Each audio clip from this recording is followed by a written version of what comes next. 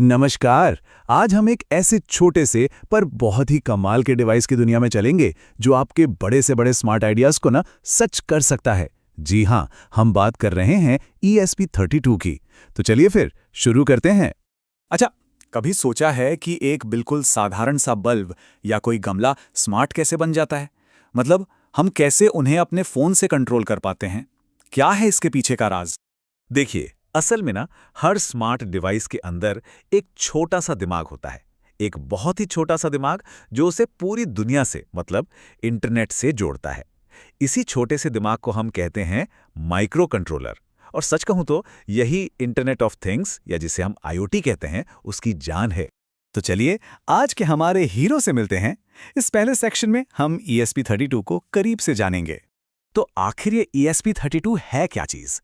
देखिए, अगर बिल्कुल आसान भाषा में समझे ना, तो ये एक छोटा, सस्ता और बहुत कम बिजली इस्तेमाल करने वाला माइक्रो कंट्रोलर है। और इसकी खास बात, इसमें वाईफाई और ब्लूटूथ की ताकत पहले से ही मौजूद है। मतलब ये वही दिमाग है जो आपके किसी भी प्रोजेक्ट को इंटरनेट से कनेक्ट कर सकता है। ये जो छोटी सी चिप है ना, ये इंटरनेट ऑफ थिंग्स यानी IoT बनाने में एक बहुत बड़ा एक मेन प्लेयर है। चाहे स्मार्ट होम की बात हो या बड़े बड़े इंडस्ट्रियल सेंसर्स की, ESP32 आजकल हर जगह अपनी जगह बना रहा है।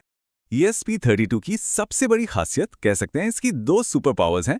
वो है बिल्ट इन वाईफाई और ब्लूटूथ।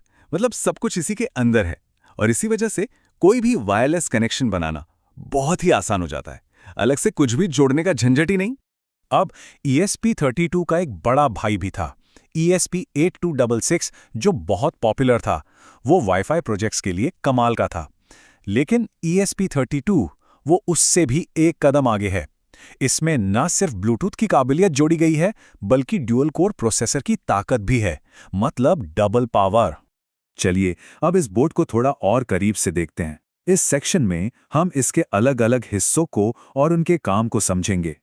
ठीक है, तो थोड़ा जूम इन करते हैं। ये जो बड़ी सी मेटल की शील्ड दिख रही है ना, इसके ठीक नीचे है इसका मेन चिप ESP-WROOM32। यही इसका असली दिमाग है। और ये जो छोटी सी चिप है CP2102, इसका काम है बोर्ड को कंप्यूटर से बात कराना, ताकि हम इसमें अपना कोड डाल सकें। बोर्ड को पावर और कोड दोनों इसी माइक्रो USB पोर्ट से मिलते हैं। और यहाँ पर दो बटन भी हैं, एक एबल और दूसरा बूट। एबल बटन से बोर्ड को रीसेट या रीस्टार्ट कर सकते हैं, और जब कोड अपलोड करना हो तो बूट बटन को दबाकर रखने से ये प्रोग्रामिंग मोड में चला जाता है। तो बोर्ड तो हमने देख लिया, अब बात करते हैं इसकी असली ताकत की, इसके अंदर की पावर और पोटेंशियल की।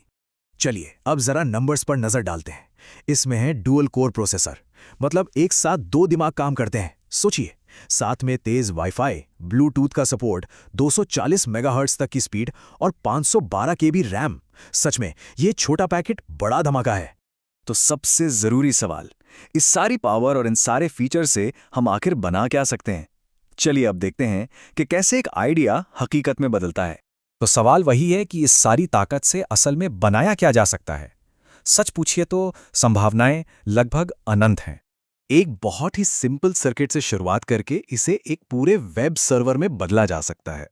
जैसे कि यहां देखिए, ये एक सेंसर से तापमान और नमी का डेटा रियल टाइम में सीधा फोन के ब्राउजर पर दिखा रहा है। कितना कमाल है। या फिर कुछ और मजेदार बनाया जा सकता है, जैसे कि ये वाईफाई से चलने वाली कार। इसे अपने फोन या टैबलेट के ब्राउजर से कहीं से भी चलाया जा सकता है। इससे पता चलता है कि ESP32 रोबोटिक्स जैसे प्रोजेक्ट्स के लिए कितना शानदार है। और हाँ, ब्लूटूथ को कैसे भूल सकते हैं। एक सिंपल सी ब्लूटूथ ऐप बनाई जा सकती है जिससे किसी भी डिवाइस को वायरलेस तरीके से कंट्रोल किया जा सके। जैसे इस मिसाल में एक LED को बस एक बटन दबाकर ऑन या ऑफ किया जा रहा है। तो आखिर में ESP32 सिर्फ एक चिप नहीं है, ये तो हमारे आइडियाज को हकीकत में बदलने का एक जरिया है।